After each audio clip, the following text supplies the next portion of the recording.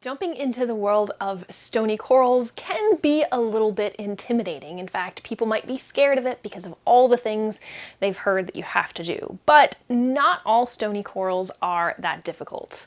This video, I've compiled a list of 10 different easy or beginner LPS corals for you to try out in your tank. So stay tuned.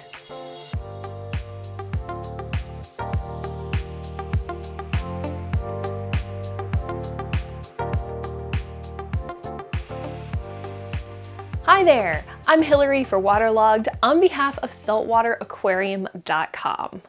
When it comes to stony corals, there's a couple of different types, but there's two that stick out above all others, and that is the SPS, or Small Polyp Stony Coral, and the LPS, Large Polyp Stony Coral. It's the LPS that I've compiled a list of today.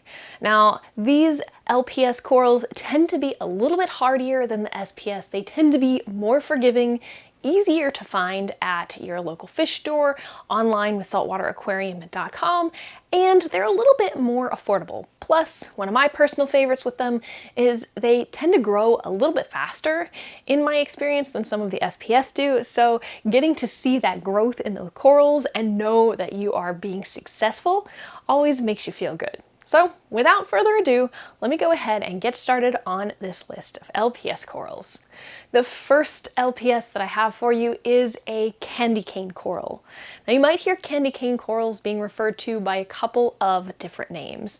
So you could hear them being called by trumpet corals, calastria, or even candy cane corals. They're all the same thing, they just have a little bit of a different name. Now, they come in several different colors. My personal favorites are the green and the teal, but you're not limited. Now, I mentioned that I like some of the LPS corals because you get to see them grow, and the candy cane corals are probably one of my favorite for this reason. Now, with soft corals, you get to see them grow. It's pretty easy, they grow fairly fast. Stony corals don't grow as fast, and so it's hard to see the change. You can easily miss as they grow. However, with candy cane corals, because of the way they grow, they kind of branch out. It's really easy to see as they put down new calcium structures and they branch out and grow. So what could start off as a single head could quickly, over the course of a year, become a small little colony of the candy cane corals. So if you're looking for a coral that's going to show you some fast growth, maybe consider getting one of the candy cane corals. Okay, the next one, if you like the candy cane coral, but you want a little bit more to it, maybe you should consider a Duncan. They have a very similar shape, except the Duncan, I guess you could say, has a little bit more frill and fringe around the edges. So Duncan corals are another one that is very, very popular for beginners. Like I said, they're really easy to find either through Saltwater Aquarium or maybe even a friend, and they're very beginner-friendly corals. So if you're looking for something fun that you can watch move around in the flow of your tank, then consider getting a Duncan coral. Okay, my next 2, 3, and 4 on this list, sometimes you'll see them mislabeled, but honestly, whether you get a Favia or you get a Favia, the care for them is pretty much the same. In fact, I would even argue that unless you're looking at the skeletal structure, you may not even really know which one it is. As I said, they look very similar, their care requirements are very similar. Know that either one you get, you're going to get a beautiful coral. They're really fun, bright colors. Some of the colors that you're getting are ones that you would think of seeing in a reef tank, which is why I like them. They're another one of the corals that you can actually watch eat. So maybe consider getting a Favia or a Favia. Moving on from Favia and Favia, the 5th species of coral on my list for LPS for beginners is going to be a Micr Musa, or a Blasto, as you'll hear them referred to a lot of times.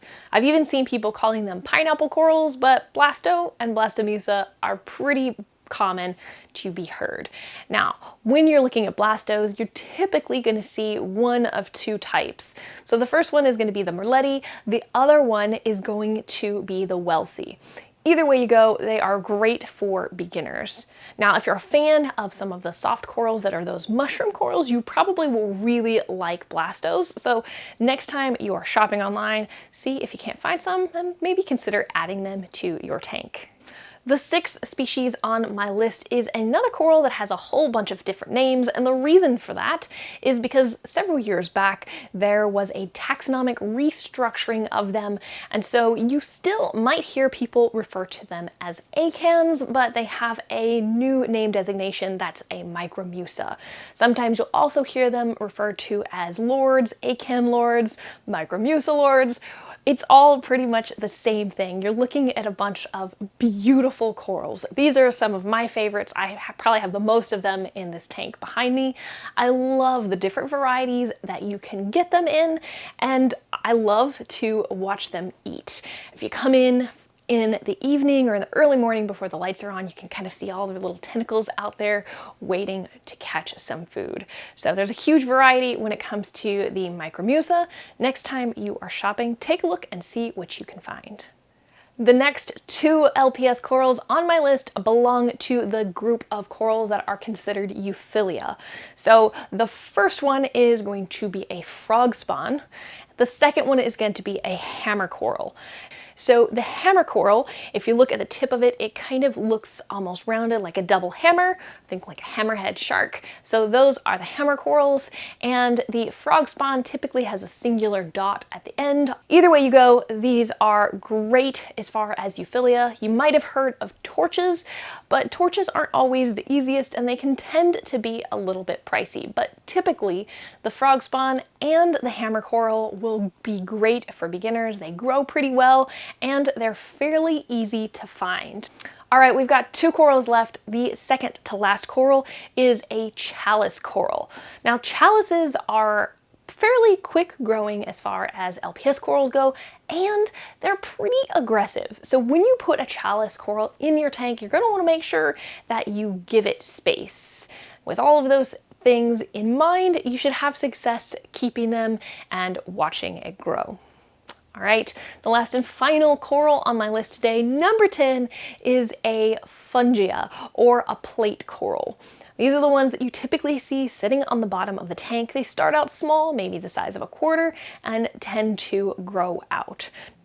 All right, that's going to conclude my list of LPS corals. I'm curious to know if you've been keeping them before. What is your favorite LPS coral and why?